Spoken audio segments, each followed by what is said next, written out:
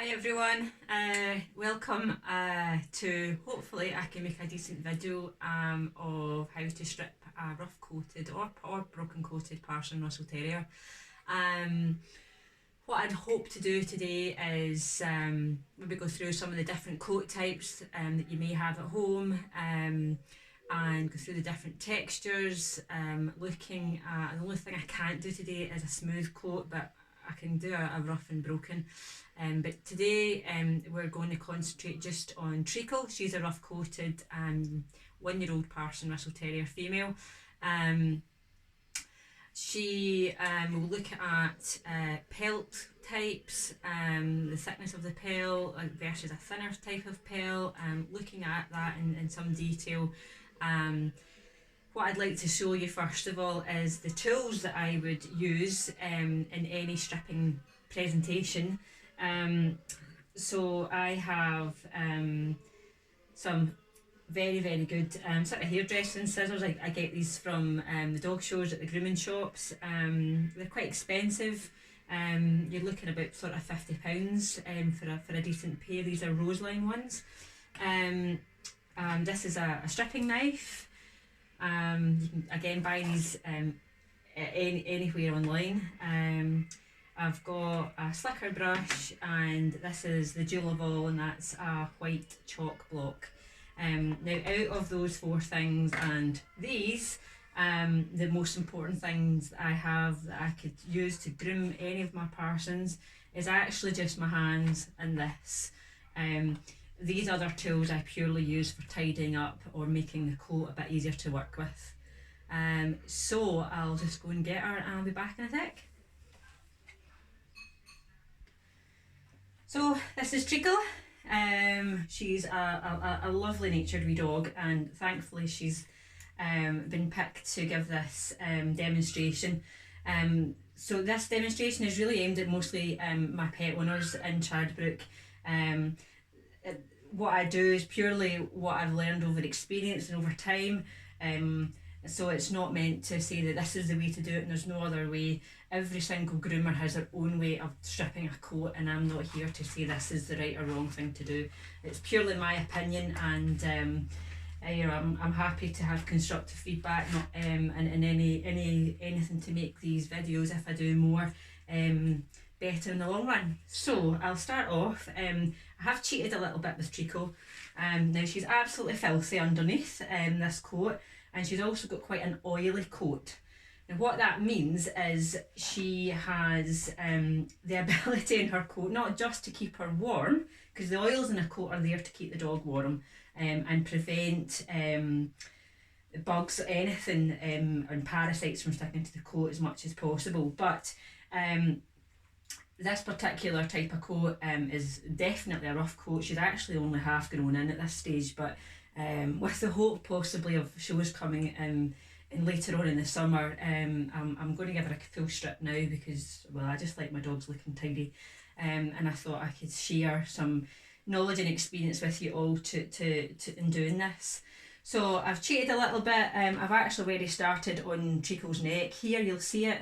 And I did a little bit down the side of her body here, but what I'll aim to do is just kind of show you how I normally start. Now sometimes I usually go over the coat initially to check if it's actually able to be stripped. Now what I'm looking for is signs that with a little bit of just a very gentle tug on the coat, is it actually going to fall out, even just in small handfuls. And so I'm looking for that initially, because you'll know if you do that with your own dog's coat, you'll know if it doesn't do that, it's just not ready. I would leave it, for another few weeks to check again when you're grooming them. Is it actually going to start falling out like that? Now, every single Parson is different. Every coat is unique to that particular dog, so it is not a one size fits all approach. I've had dogs in the past that absolutely detest grooming, would bite you, would be very stressed by it, and I find that those dogs, I had Dodge, he was quite a sensitive dog, good honey, and he would detest you going anywhere near his undercarriage, his belly here. Didn't mind his neck getting stripped, didn't mind the top of his body here getting stripped, but he hated his legs, and it was actually, you could see it was quite painful for him. So in those sort of circumstances, I would never force a dog to go through that process. I would always encourage them to strip I used to strip the top of his coat, you know, right down from his head, down the neck, over his saddle, and down to his bottom, just as far as he would let me. And then from there on, sometimes what I would do would be to separate the coat out a little bit.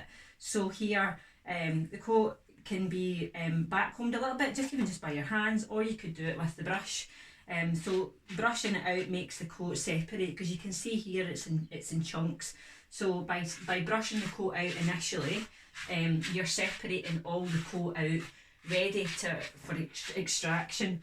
And it also, you know, it gives the dog a nice feeling of getting all that dead hair out from the base of the coat. So Parsons have a double coat, meaning that they have an undercoat and a top coat, and they have this obviously for weather protection and warmth. So that undercoat needs to be ready and grown in to some extent before we can start plucking. If we start plucking this coat before that's grown into any degree, you'll end up with a bald dog that just simply wasn't ready to have its coat stripped. So that's one of the other tests, to make sure that you're stripping your dog at the right time. Now, most rough coated Parsons really only need stripped twice a year. However, if we're showing, obviously there's breeders out there, you know, that they need to keep the dogs on top of the dog's coats all year round. So I'm not going to cover that at the moment. This is purely at just kind of maintaining your dog at a pet level at the moment. So how we do this, right? So get the coat all separated out with the brush. You'll see I'll get the dirt on there and dead hair on there, because I've not touched Treacle's coat since I just did that patch. So she's, you know, I don't bath him needlessly either. She will get a bath after I've stripped her coat out. So these tools, this stripping tool, there's two ways you can strip a dog's coat. Personally, I use my hands because I feel comfortable. I feel like I'm more in touch with the dog's coat and skin by using my fingers. But the stripping tool can be used two ways. So to use the stripping tool, you want to have the flat side of the blade against your thumb, ideally. Now, ideally what you want to do is grab underneath the coat here. So on this side, you want to grab underneath there. You want the flat part just to be against your thumb, and then you're going to pull. Now, you'll see from Treacle's type of coat, and obviously the fact that I hate using it this way, there's some hairs coming out, okay? But I find this personally a very slow way to strip a dog's coat, and I hate using stripping knives for that reason.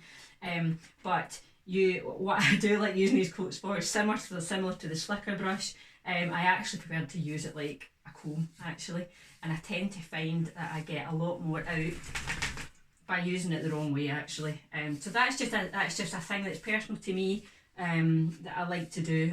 So sometimes I use the stripping knife first, just to go through the coat and get, again, more dead hair out. But that's a personal thing, so you'll find your own way with these tools and what you prefer to do and what works, because again, I'm using this method particularly for her type of coat. So the next thing I want to do is I want to overcome the greasiness and the oil in Treacle's coat. And how am I going to do that? Well, this is called white chalk. Now this can be bought, they're mostly used for equestrian actually use, but I can buy these at a local livestock feed.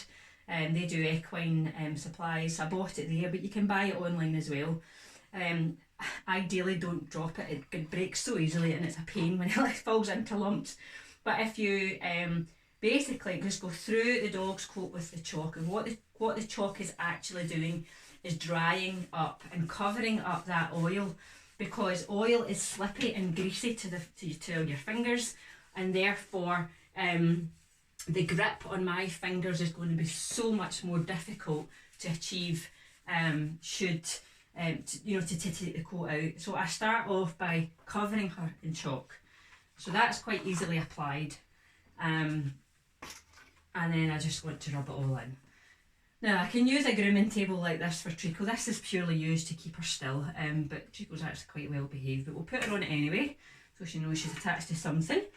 And I'm going to do a separate video on just doing the head, because I've cheated a little bit here on her head and done the top, but I'd like to show you a bit more about how to do the sides later. But this is purely about stripping the body of the coat today. So how are we going to do it? So first of all, what I try to do is I grab just a piece of our pelt, that's her skin, and I'm looking to, this is to pull it back against my hand, because I'm going to be pulling her coat in the grain that the hair lies.